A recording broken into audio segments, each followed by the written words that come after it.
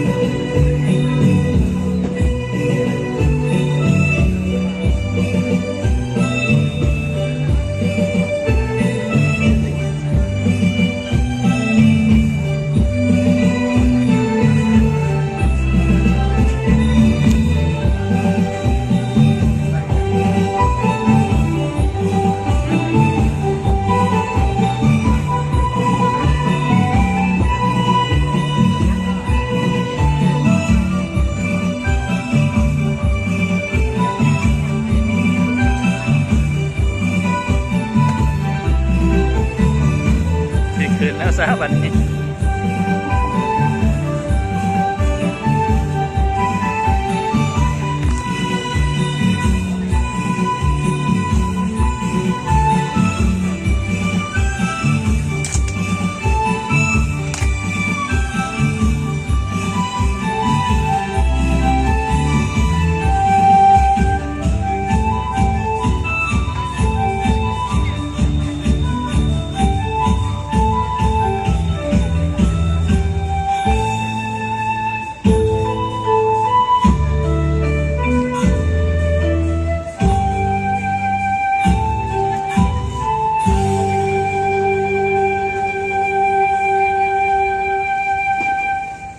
ขอเสียงปรบมือดังๆให้แก่การแสดงน้องหน่อยโรงเรียนประถมแสงอรุณดีที่ต้องไปอีกครั้งหนึ่ง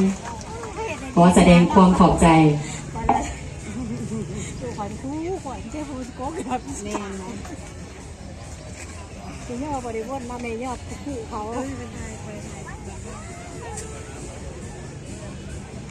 กล่าวเพื่อสืบต่อว่าละพิธี